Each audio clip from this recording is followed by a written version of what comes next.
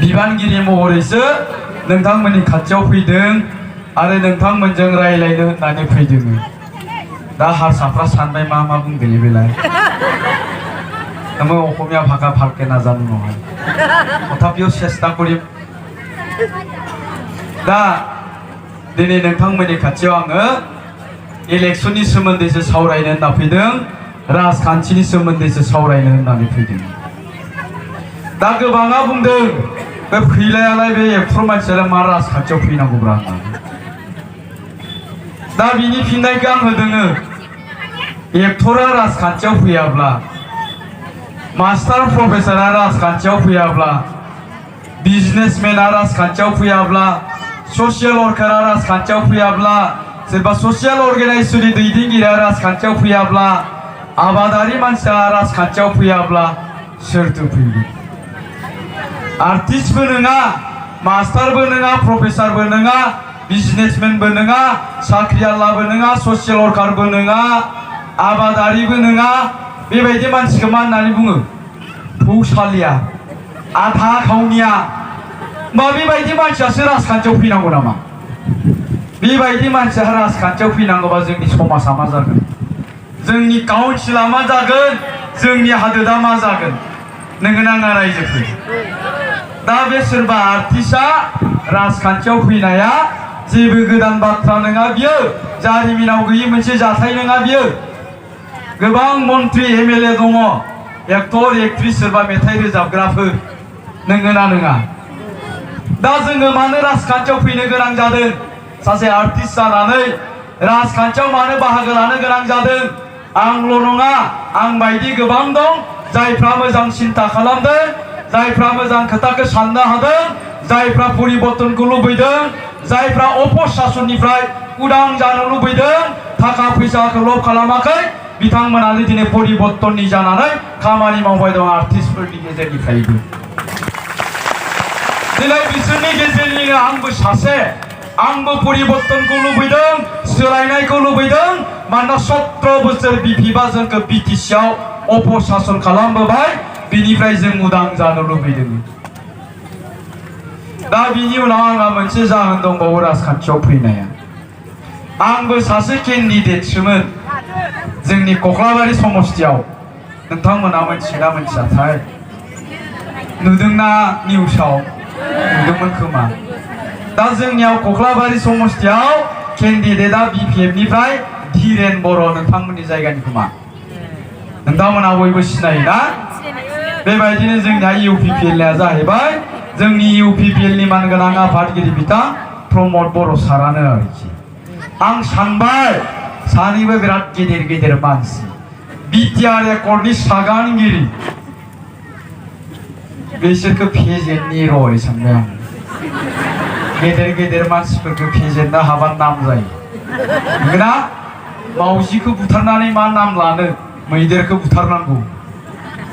आंबो ओंखायनो बिसोरखौ हख्लायनो नागिरदोंमोनलै। आं होनदोंमोन हांबादिफ्रा आंनाव सोंनायाव, आंनि आगदाथिंजाय दङ प्रमद बर' सार, बिटिआरनि सासे सागानगिरि। आखिखैजाय दङ धीरेन बर' सार, बिथाङाबो बिटिआरनि सासे सागानगिरि। गेजेराव आं दं हारसिं महरगिरि। साननैसो उनाव नुगोन फैलाया बेसेबां दादागिरि। बेबायदि होनदोंमोन। बेबायदि होनखांनानै न'आव थांबाय, नमिनेसन होखांना। दा न'आव थांनायनि उनावहाय साननैसो उनाव आंखौ जोंनि समस्तिनि माखासे रायजोफ्रा लोगो हमफैबाय, आंजों रायज्लायफैबाय। आंखौ बुंबाय जे फैला भाई, एसे मोजाङै सिन्था खालामनाया मोजां जागोन नामा? जोंथ' दिनै जोंनि समस्तिनि रायजो राजाफ्रा सोलायनायखौसो लुबैदों, परिबर्तनखौसो लुबैदों, आरो सोलायनायनि थाखाय, परिबर्तननि थाखायसो जोङो भट होनो नागिरदों। नोंथाङा गेजेराव थाना गुलाय गुजाय खालामनांलाब्रा भाई, नोंथाङा जोंजोंनो फैदो जाबाय आंखौ। दा बिनि उनाव आं सिन्ता खालामबाय, साननानै नायबाय दे जोंनि कक्लाबारि समस्तिनि रायजो राजाफ्रालाय माथो सिन्ता खालाममारदों, बेखौ आं एसे स्टाडि खालामनानै नायबाय आरोखि। दा बिनि उनाव नुबाय जोंनि कक्लाबारि समस्तियाव जेसेबां इडुकेटेड मानसिफोर दं, लेखा गोरों मानसिफोर दं, बिए पास, एमए पास, सेंग्राफोर दं लाइमोनफोर दं मास्टार प्रफेसर साननो हनो रोंनाय बुद्धिजीवी मानसिफोर दं बिथांमोना गासैबो दिनैनि दिनाव परिबर्तनखौनो लुबैदों सोलायनायखौनो लुबैदों दा बिनि उनाव आं सानबाय जोंनि समस्थियावथ' सोलायनायनि खोथाखौ बुंबाय सोलायहोनो नागिरबाय सोलायनायनि थाखाय भट होनो नागिरबाय जे नोंथांमोननि बे उदालगुरिनि मानसिफ्रालाय माथो सिन्ता खालामदों चिरांनि रायजो राजाफ्रालाय माथो सिन्ता खालामदों क'क्राझारनि रायजो राजाफ्रालाय माथो सिन्ता खालामदों बेखौबो आं साननानै नायबाय स्टाडि खालामनानै नायबाय दा बिनि उनाव नुबाय दिनै दुलाराय BTC आवनो जेसेबां गोरों गोरा मानसिफोर दं लेखा गोरों मानसिफोर दं साननो हनो रोंनाय बुजिनाय मानसिफोर दं बर'फोरखौ लाफानानै जेसेबां जाथि जनगोष्ठीफोर दङ बिथांमोना दिनै BTC आव मोनसे सोलायनायखौ लुबैदों परिबर्तनखौ लुबैदों आरो बे परिबर्तननि धौनि गेजेरजों सोलायनांगौनि धौनि गेजेरजों जों दिनै नुनो मोनबाय BTC आव मोनसे सोलायनाय फैबाय दं आरो बे सोलायनायाव UPPLआनो दिनैनि दिनाव सरकार दानो थांबाय दङ दा बिनि उनावहाय आंनि थाखाय डिसिसन लानाया गोरलै जाबाय दा दुलाराय BTC आवनो बयबो सोलायनायखौ लुबैबायब्ला परिबर्तनखौ लुबैबायब्ला आंबो सम थानायावनो थिग डिसिसनखौ लानांसिगोन राइट टाइम राइट डिसिसन सঠিक समय सঠিक सिद्धान्तखौ आं लानांसिगोन होननानै आंबो दिनै सोलायनायनि थाखाय UPPL दोलोनि जानानै खामानि मावबाय UPPL आव आंबो जगदान खालामदों रायजो राजाजों थांदों आरो UPPLनि जानानै दिनै आङो रायजो राजाफोरजों रायलायबाय दङ रायजो राजाफोरनि खोथाखौ बुजिनो नाजाबाय दं जों दिनै नुनो मोनदों जे दुलाराय BTC आव गासै रायजो राजाफ्रा मोनसे परिबर्तनखौ लुबैमारदों आरो बे परिबर्तननि धौआ सोलायनांगौनि धौआ बे दिनैनि खोथा नङामोन 2014 मायथाइनिफ्रायनो BTC ओनसोलाव थानाय जेसेबांखिनि गोरों गोरा मानसिफोर दं साननो हनो रोंनाय मानसिफोर दं बिथांमोना सोलायनांगौनि थाखाय परिबर्तन खालामनांगौनि थाखाय भट होबोबाय थादोंमोन किन्तु जोङो परिबर्तनखौ खालामनो हायाखैमोन सोलायनायखौ खालामनो हायाखैमोन बेखायनो नैबे 2020 मायथाइयाव जेसेबांखिनि एडुकेटेड मानसिफोर दं साननो हनो रोंनाय मानसिफोर दं बुजिनाय मानसिफोर दं बिथांमोना दिनै मोनसे सिद्धान्त लादों जे जों सोलायनायनि थाखाय साफा साफा भटार्सल' जाना थाबाय जानाय नंलिया सोलायनायनि थाखाय जोङो भटल' होबाय थाबा जानाय नंलिया जों रायजो राजाफोरनि खाथियावबो थांनांसिगोन रायजो राजाफोरजोंबो सावरायनांसिगोन रायजो राजाफोरखौबो बुंहैनांसिगोन होननानै दिनै गोरों गोरा लाइमोन सेंग्राफोर साननो हनो रोंनाय मानसिफ्रा दिनै UPPL दोलोनि जानानै खामानि मावबाय दं रायजो राजा नोंथांमोन जों दिनै नुनो मोनदों जे मोनसे समावहाय जेला बे UPPL दोलोआ PCDR हिसाबै 2015 सनाव बिसायख'थियाव बाहागो लादोंमोन बै समावहाय जोङो खालि बर'फोरनि भटखौल' मोननो हादोंमोन आरो बे समाव गोबां बर' गामिफ्राव गोबां बर'नि जायगाफ्रावनो जोङो PCDR हिसाबै केम्पिं खालामहैनो हायाखैमोन BPFनि मानसिया जोंखौ केम्पिं खालामनो होआखैमोन बहाबा दोला होनानैबो हरदोंमोन गारिबो सावनानै हरदोंमोन आरोखि जों दिनैनि दिनाव नुनो मोनबाय जेसेबां मानसिफोर दङ बर' मानसिफोर BTC आव दिनै बयबो सोलायनायखौ लुबैनानै दिनै बै रायजो राजाफ्रानो दिनै जोंखौ लेंहरदों गावसोरनि गामियाव गावबागावनि ओनसोलाव जे नोंथांमोना जोंनि गामियाव फैदो जोंनि ओनसोलाव फैदो रायजो राजाफोरजों रायलायफैदो मानोना जोंबो दिनै परिबर्तनखौनो लुबैबाय सोलायनायखौनो लुबैबाय जोंबो दिनै सोलायनायनो भट होनो नागिरदों होननानै दिनै रायजो राजाफ्रानो दिनै UPPL दोलोखौ बयबो लेंहरदों आरो बिनि उनाव जों नुबाय बे दुलाराय BTC आव मोनफ्रोमबो बर' गामियाव जों नुनो मोनदों दिनैनि दिनाव गामि दरसेयाव जुदि 100 गिरि दंब्ला बे 100 गिरिनि गेजेराव बहाबा न'खरबा बहाबा 10 गिरि बहाबा 20 गिरि बेबायदिल' गुबुन पार्टिनि दं नङाब्ला BPFनि दंसै रायजो राजा नोंथांमोन दिनै 80% बर'फ्रानो सोलायनांगौनि स्वार्थआव UPPLनो भट होनो नागिरदों दा बिनि उनाव नुबाय जोङो गुबुन जाथि जनगोष्ठीफोरनि खोथाखौबो दा गुबुन जाथि जनगोष्ठीफ्राबो बुंदों जे आमाक 17 বছরে हाग्रामा सरकारे बंचित करिले बर' সকলে आमाक बंचित करिले কিন্তু আমিও কইছো নিজে বড় সকলে কইছি মই নিজে কইছো আমি নিজে কইছো আমিও বঞ্চিত হইছে 15 বছরে 17 বছরে আমার কারণে একল নকরিলে যার কারণে আমি 2014 সনের পরা PCDR করিলু আজি UPPL কৰিলোঁ পৰিৱৰ্তনৰ স্বাৰ্থত কিন্তু আপোনালোকে যিহেতু বড়ো মানুহ নহয় সেই হিচাপে আপোনালোকৰ নেতাবোৰে এটা চান্স ল'লে যে আমি অবড়ো সংগঠন কৰি পেলাই বড়ো আৰু অবড়োৰ মাজত বিভাজন আনি পেলাই আমাৰ নিজৰ ৰাজনীতিৰ স্বাৰ্থটো পূৰণ কৰিব লাগিব এই কথাটো ভাবি পেলাই আমাৰ হীৰা চৰণীয়া ডাঙৰীয়া যোগেশ্বৰ কলিতা একেদকলে আমাৰ অবড়ো ৰাইজৰ মাজত সোমালে তাৰপিছত নিজৰ ৰাজনীতিৰ স্বাৰ্থৰ কাৰণে আমাৰ মাজত এনেকুৱা বিভাজন আনিলে একেদকলে অবড়ো গাঁৱত সোমাই পেলাই ক'লে যে কালিৰ দিনত যদি আমি বড়ো মানুহক যদি শিকাই দিয়ে বড়ো মানুহক যদি ভোট দিয়ে যে কালিৰ পৰাই আমি দখনা পিন্ধিব লাগিব কালিৰ পৰাই আমি বড়ো ভাষা ক'ব লাগিব কালিৰ পৰাই আমাৰ ল'ৰা ছোৱালীবোৰ বড়ো মিডিয়ামত পঢ়িব লাগিব এনেকুৱা কথাবোৰ আপোনালোকৰ মাজত সোমাই দিলে আপোনালোকে আৱেগিক হৈ পেলাই আপোনালোকে আৱেগিক হৈ গ'ল তাৰপিছত আপোনালোকে আৱেগিকভাৱে অকল বড়োৰ বিৰুদ্ধে আপোনালোকে তাৰপিছত হীৰা চৰণীয়া ডাঙৰীয়াক জিকাই দিলে দুবাৰৰ কাৰণে আজি 6 বছৰ হ'ল এতিয়া 6 বছৰ পাছত আপোনালোকে নিজে দেখিলে যে 6 বছৰত হীৰা চৰণীয়া ডাঙৰীয়াই জিকাই যাওয়ার পাছত একেতে কোনোদিন উন্নয়নৰ কথা কোৱা নাই কেতিয়াবা যদি টিভিত আমি দেখা পাওঁ একেতে কোনোদিন দলং বনোৱাৰ কথা কোৱা নাই ৰাস্তা বনোৱাৰ কথা কোৱা নাই অকল বড়ো অবড়োৰ কথা কৈছে যাৰ বাবে আপোনালোকৰ যি মুছলমান ভাইসকল আদিবাসী ভাইসকলৰ ৰাজবংশী ভাইসকলৰ নেপালী ভাইসকলৰ বেঙ্গালী ভাইসকলৰ যিবিলাক নেতা আছে যিবিলাক চিন্তা কৰিব পৰা মানুহ আছে একেদকলে আজিৰ দিনত ভাবিছে যে আমি আকৌ অবড়ো হৈ পেলাই বঞ্চিত হল আমাৰ মাজত অকল ভুল বুজাবুজিহে হল আমাৰ জায়গাটো কি হৈছিল আমাৰ জায়গাত এনেকুৱা হৈছিল যে কোনোবা অবড়ো মানুহে কোনোবা যদি অসমীয়া মানুহে বড়ো মানুহৰ ঘৰত যায় 500 টাকা জৰিমনা দিব লগা হৈছিল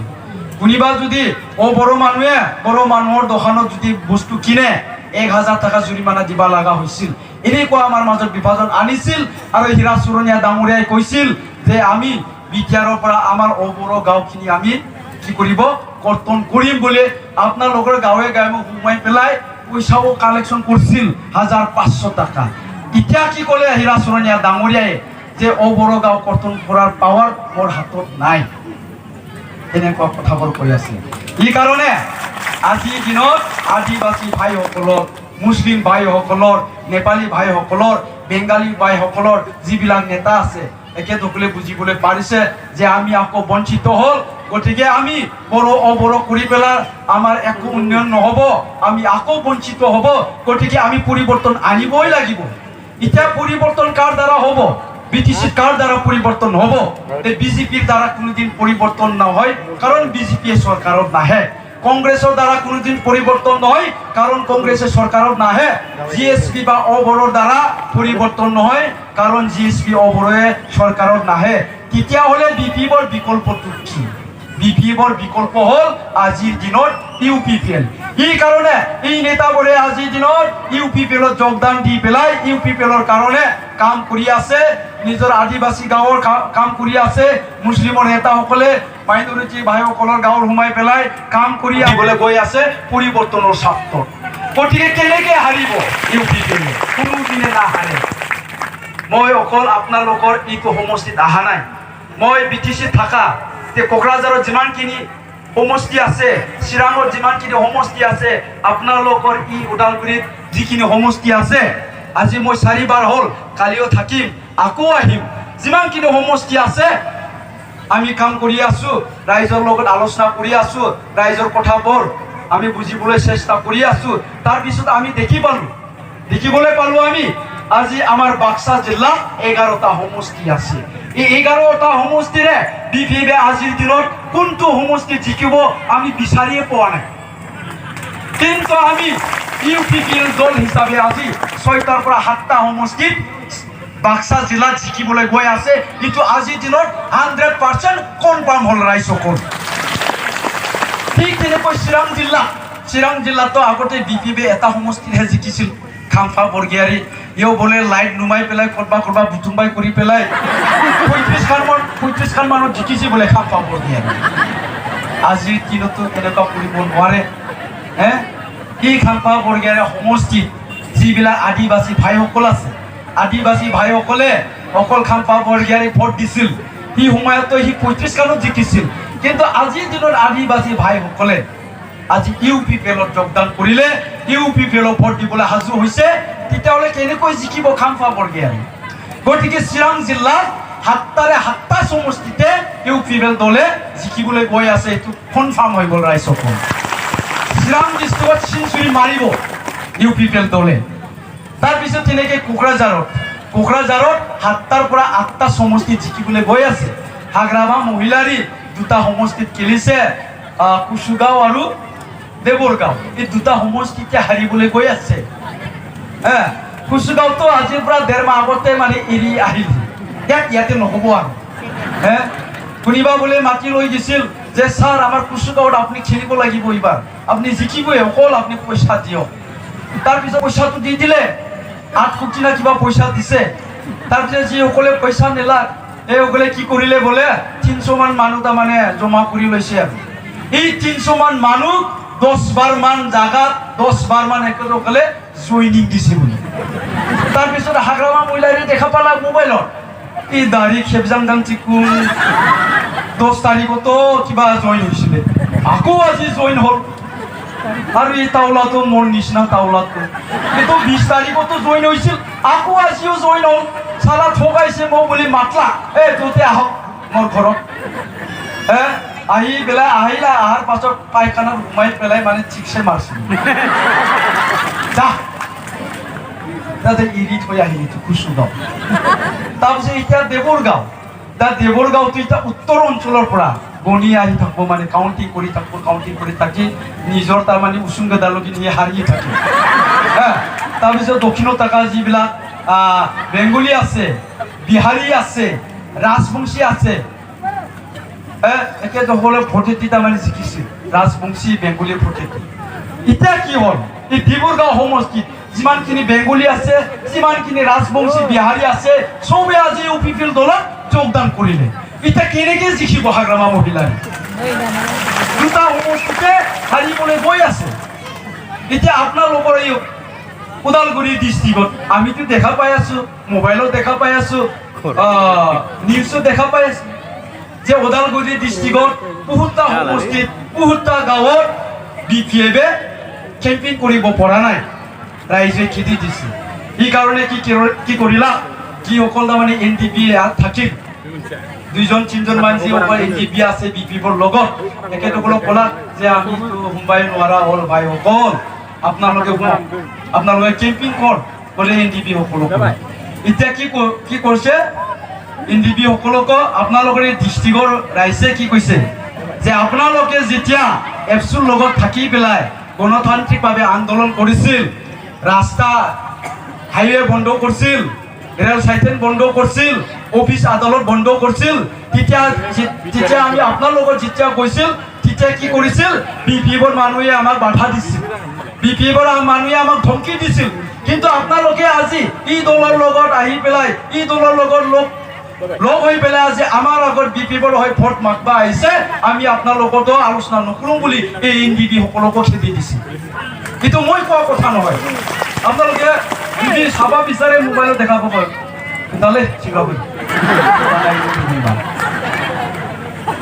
এতিয়া এই আপোনালোকৰ ওদালগুৰি ডিষ্ট্ৰিক্টতো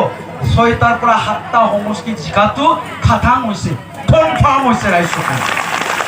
এতিয়া গতিকে আমি UPPL দলে 27ৰ পৰা 30টা সমষ্টি জিকি পেলাই এতিয়া চৰকাৰ গঠন কৰিবলৈ গৈ আছো এইটো 100% হ'ল আজিৰ দিনত আপোনালোকে ভাবিব পাৰে এই ভিলাইয়া চিনেমাৰ মানুহ এই চিনেমাৰহে ডাইলগ দিছে বুলি কিন্তু बेबायदि नङा रायजोबो बेनो बास्तब दिनैनि दिनाव मानोना जों दिनै 17 बोसोरनि उनाव दाजाब दानख' खालामदों बे 17 बोसोराव हाग्रामा सरकारा जोंनो मा होखो मा खालामखो जों बेखौ दाजाब दानख' खालामदों बिथाङा BTC-खौ 17 बोसोर सालायबाय बे 17 बोसोरनि उनाव जोङो दाजाब दानख' खालामदों दे बिनि उनाव नुबाय बे 17 बोसोराव हाग्रामा महिलारि दैदेननाय बे BPF सरकारा साख्रिनि मुङाव फालांगि खालामदों जब कार्डनि मुङाव केलेंकारि खालामदों गोरिब गुन्द्राफोरखौ PMAY न'नि नामाव बिथांमोना जाख्ल'दों बन्सित खालामबोदों दिनै BTCआव बे 17 बोसोराव 12 लाखनिख्रुइबो बारा बेखारनि अनजिमाया बांबाय बिथांमोना जोंनि बेकार मानसिफोरखौ हमस्थापन होनांगौनि जेबो पलिसि लाबोआखिसै बे 17 बोसोराव जोंनि एडुकेशन सिस्टेम जोंनि जा सोलोंथाइ बेबस्था बेयो गाज्रिनिफ्राय गाज्रिसिन जालांबाय बे 17 बोसोराव बिथांमोना बे BTCआव डिपार्टमेन्ट थासेयावबो जेबो गोदान पलिसि लायाखिसै जोंनि गोरिब गुन्द्रानि गथ'फ्रा माबोरै क्वालिटी एडुकेशन मोननांगौ बेफोर खोथाखौ सानबोआखिसै दा जोङो बेफोरनिफ्राय उदां जानो लुबैदों दा जोंनो बेखायनो परिबर्तन नांगौ सोलायनाय नांगौ रायजो राजा नोंथांमोन दिनै बिथांमोना गोरिब गुन्द्राखौ न'नि आइडिनि नामाव 3000 4000 5000 फैसा लादों किन्तु मोनसे खोथाखौ नोंथांमोना बुजिनानै लानाया मोजां रायजो राजा नोंथांमोन गाबोननि दिनाव UPPला सरकाराव फैयोब्लाबो PMAY नि न' होनो हाया आरो बे BPबाबो 17 बोसोराव PMAY नि न'नि आइडिखौ बे BPबा होआखै मानोना बियो जोंनि भारत सरकारनिसो मोनसे आसनि भारत सरकारा सिन्था खालामदों बे 2022 सननि गेजेराव जेसेबांखिनि गोरिब गुन्द्राफोर दङ जेसेबां न' गैजायै मानसिफोर दं बिसोर गासिबो न' मोनजोबनांगौ होननानै बिथांमोना मोनसे आसनि लादों मोनसे स्किम लादों किन्तु BPबानो दिनै मा खालामदों मैया दाख्लैबो बिथांमोना जे आधार कार्डजों लिंक खालामनांगौ न'नि आइडिया मोनगोन आरो बे न'नि आइडिखौ मोननो गोनांब्ला नोंथांमोना BPनो भट होनांगोन होननानै बुंदों गोरिब गुन्द्रा मानसिफोरखौ बुंदोंना नोंथांमोनखौ बियो न'नि आइडिनि नङा रायजो राजा नोंथांमोननो 2011 सनाव मोनसे सेन्सास जादोंमोन इक'नमिक सेन्सास बे सेन्सासावहाय सोरहा दंखल गैया सोरहा न' गैया सोरहा गारि गैया सोरहा मटर गैया सोरहा साइकेल गैया नंगौना बेबायदिनो मोनसे सेन्सास लांदोंमोन 2011 सनाव आरो 2021 सनाव जाबावसिगोन बियो 10 बोसोरनि उनाव जायो दा बे लिस्टखौ नायनानै सोर BPL दङ सोर गोरिब गुन्द्रा दङ बिसोरनि मुङाव भारत सरकारा न'खौ होयो दानिया मा खालामबाय नोंथांमोननिया रिपर्टआ दंहैयो जोंहा नामा दंहैयो जे साइकेल गैयानो लेट्रिनबो गैयानो न'आबो मोजां नङानो गतिके मा खालामबाय नोंथांमोनखौ बै लिस्टजों नोंथांमोननि नामजों लिंक खालामनो होदों आधारजों लिंक बै आधार कार्डखौ लायनायाव नोंथांमोनखौ मा खालामदों मेगनाव नायगोना नायाखै आखाइनि नायदोंना नायाखै रिजाल्ट दा बेजों नोंथांमोना नोंमारगोना नोंमारा बे आमुक गामिनि आलारि बसुमतारी नोंमारगोना नोंमारा बेखौ जिअ' टेग खालामगोन बिनि उनावसो नोंहा न' मोनथावगोना मोनथावा बिनि उनाव आइडि फैगोन मोनथिबाय रायजोफोर दा बेखौनो BPबा जोंनि जाम्बा जाम्बि मानसिफोरखौ गोरिब गुन्द्राफोरखौ बुंबाय जे BPनो भट होबासो नोंनि न'नि आइडिया जागोन आरो बेबायदिनो 17 बोसोर जोंखौ थगायबोदों जोंखौ मा होनबावदों नोंथांमोनखौ 3000 हर 5000 हर होमबासो न'नि आइडिया जागोन होनदों मिसा बाथ्रा रायजोफोर मालाबा जादोंबाबो नों 5000 हरनायनि उनावहाय तारमाने नोंनिया लिस्टआ ग्रोब फैबाय बेबायदिसो जादों रायजोफोर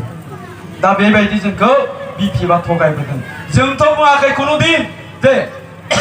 UPPनो भट होबासो न'नि आइडिया जागोन होननानै जों बुङाखै जों बुंदों जेसेबांखिनि न' गैयै मानसिफोर दं जेसेबांखिनि गोरिब मानसिफोर दं बिसोरो न' मोनजोबनांगौ आरो 2022 सननि उनावहाय जुदि सोरबाफोर थालांबायब्ला गोरिब मानसिफोर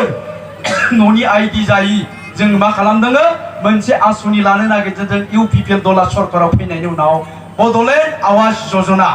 मुंनि मोनसे स्किम लाबोनानै बै गोरिब गुन्द्रा न' आइडि मोनि मानसिफोरनो जोङो न' लुनानै होनो नागिरदों रायजो राजा नोंथांमोन थिग बेबायदिनो जब कार्डआव बिथांमोना केलेंकारि खालामबोदों थगायबोदों मेम्बारफ्रा चेयारमेनफ्रा नोंथांमोननि जायगानि मानसियानो होनदों बै फेरगाव समष्टिनि रायजो राजाफ्रानो बुंदों मा होनो बिसिनियाव फैसा हाबो फैसा हाबनायनि उनाव मा खालामो बै मेम्बारफ्रा अट' रिक्सायाव थिखांनानै लानानै थाङो लाना थांनानै फैसाखौ दिहुनना होबाय 1500 हाबदोंमोन 1300खौ गाव लानानै 200 थाखा नै फैसा दिहुननायनि हाजिरा होननानैसो हरो नंगौना दा बेबायदि जादों रायजो राजा नोंथांमोन दा मानो मोननांगौ नोंथांमोननि एकाउन्टआव हाबनाय फैसाखौ बबेयाव आयेन दङ बेबायदि नङा होमबा नोंथांमोननियाव फैसाया हाबबाय माने बे नोंसोरनि 90 डेज मोननो नांगौ बोसोरसेयाव 90 दिन साफ्रोमबो जब कार्ड हल्डार दिनै बेखौ BPFनि बै मेम्बारफ्रा चेयारमेनफ्रा थगायबोबाय थादों जोंखौ दा जों बेफोरनिफ्राय उदां जानो नागिरदों रायजो राजा नोंथांमोन आरो बे 17 बोसोराव जों दिनै नुनो मोनबाय जोंनि गामिनि जि सोलोंथाइ अबस्था बियो गाज्रिनिफ्राय गाज्रिसिन जालांबाय जोंनि गामिनि एलपि स्कुलाव सोर फरायो बेवहाय थानाय बै मानसिफोरनि गथ'फ्रा फराया बिसोरना सब प्राइभेट स्कुलाव फरायो माजों गोजाना बिसोरो सोर फरायो थेला बोग्रानि गथ'फ्रा फरायो खामला मावग्रानि गथ'फ्रा फरायो बन दाननानै जाग्रानि गथ'फ्रा फरायो ना सारनानै जाग्रानि गथ'फ्रा फरायो बे गामिनि एलपि स्कुलाव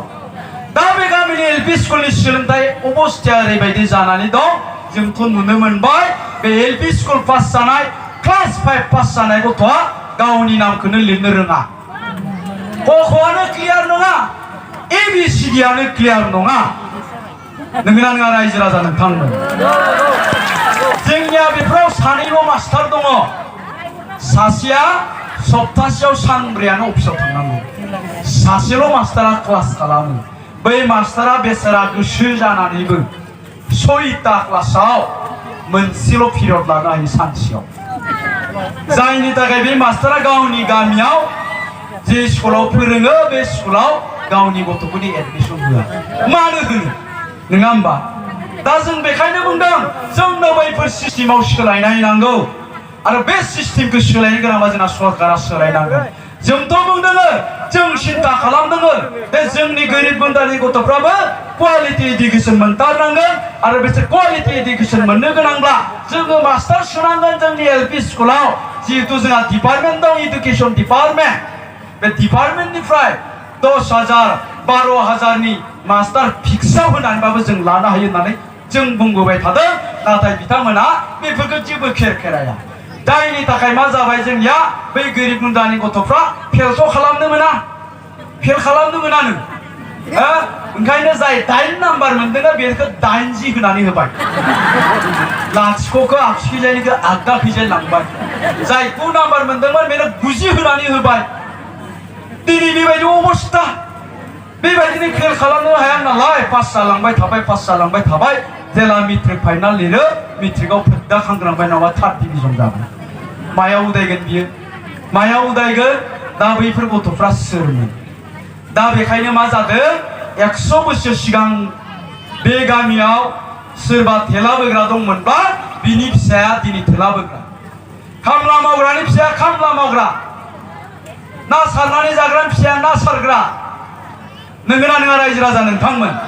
दा जों बेनिफ्राय उद्धार जानो गोनांब्ला जोंनि गथ'फ्रा बै गोरिब गुन्द्रानि गथ'फ्रा क्वालिटि इडुकेसन मोनथारनांगोन जोंनि गोरिब गुन्द्रानि गथ'फ्राबो मास्टार जानो हायो प्रफेसर जानो हायो डक्टर जानो हायो इन्जिनियार जानो हायो नोंगोना नङा रायजो राजा नोंथांमोन जोंथ' बुंबोदों जों मास्टार रेस हारि दानि गेरेमसा बर' हारि दानि होननानै गेरेमसा बर' हारिया बोरै जागोन जोंनि फिसाफ्रा जुदि लेखा रोङाब्ला नङा होमबा दा बेखायनो जोङो बेफोर बेबस्थानि खोथाखौबो सिन्था खालामदों जों UPPL सरकार दानायनि उनावहाय दा बेफोर जेंनाखौ जोङो सुफुंनो होननानै बुंदों बैफोर सिस्टेमाव जों सोलायनाय लाबोनो होननानै बुंदों आरो बेफोर सिस्टेमखौ सोलायनो गोनांब्ला दिनै जोंना सरकारानो सोलायनांगोन दा जायनि थाखाय जायफोर साननो हनो बुजिनो रोंगौ लेखा गोरों मानसिफोर बिसोर एब्राबलि बुंबोबाय दं 2014 सननिफ्रायनो सोलायथारनांसिगोन सोलायनांगोन परिबर्तन खालामनांसिगोन होननानै बुंबोबाय थादों आरो बे परिबर्तननि थवा दिनै सुनामि जानानै फैबाय जोंनि गेजेराव रायजो राजा नोंथांमोन बेखौ रावबो होबथानो हाया जों उदां जानो लुबैदों बै अपशासननिफ्राय मानोना 17 बोसोर सालायबाय बिसोरनो सालायबाय थानांगौ होननाय बहा लिरनाय दङ नोंगोना नङा बे 17 बोसोराव BPF हाग्रामा जों दा सोलायनो लुबैदों नायनो लुबैदों UPPL माथो बिराद मोजां खोथा बुंथारदों जेलाबो नायनोसै नोंगोना नङा रायजो राजाफोर जुदि मावमाराब्ला फैगौ 5 बोसोरनि उनावहाय जों सोलायफिनगोन बेयाव हाग्रामायानो फैबाय थानांगौ होननायनि मा लिरनाय दङ आंथ' मोनसे खोथाखौसो बुंनो नागिरदों 1984 आव जों उन्दैमोनलै बे समाव सान मन'दोंमोननो नोंथांमोनहा गोसोआव दंना गैया सान मन'दों थैजोबसिगोन ओरै जाबाय दावराव एखेबारे दख'नाजों जेसेबांखिनि गब्लं दं न'निफ्राय थैजोबबाय बेनिफ्राय मा जाबाय जि दाउ दं अमा दं जाखाजोब्बाय फैखासिगोन नालाय जाखाजोब्बाय आरोखि थिग बेबायदिनो गाबोननि दिनाव जुदि BPF सरकाराव फैयोब्ला BPF 17 बोसोर सालायबाय आरो 5 बोसोर सालायबा बेसेबां जागोन 22 बोसोर नेक्स्ट बोसोर देरहाबावबा बेसेबां जागोन 27 बोसोर ओंखायनो बुंदों देग्लाय देरहालांबा बिसोरना 22 बोसोर जागोन ओंखायनो जाय देरहालांनाय EMफोर MCLAफोर जागोन बिसोर मा सिन्था खालामगोन जोंथ' एबार 22 बोसोर जाबाय फैगौ 5 बोसोरावलाय बहा देरहाबावनो बहा 27 बोसोर देरहानो जारिमिनावनो गैया ओंखायनो एबार थिगसाय जानानै थिगसाय खिखानांसिगोन होननायसो जाबाय नंगौना नङा खारन फैगौ 5 बोसोराव बिसोर देरहाखाथारला जाखाथारला बिसोरजों 27 बोसोर जागोन ना ओंखायनो एबार बोरैबा देरहाफ्लाङोब्ला सरकाराव फैफ्लाङोब्ला बिसोर बिदिसो सिन्था खालामगोन एबारनो जाखायाबालाय माथोबाव जानोसै नंगौना नङा रायजो राजा नोंथांमोन दा बेखायनो दिनै बे BTCआव बयबो बे खोथाखौनो सिन्था खालामदों जों एबार परिबर्तन लाबोनोसै सोलायनाय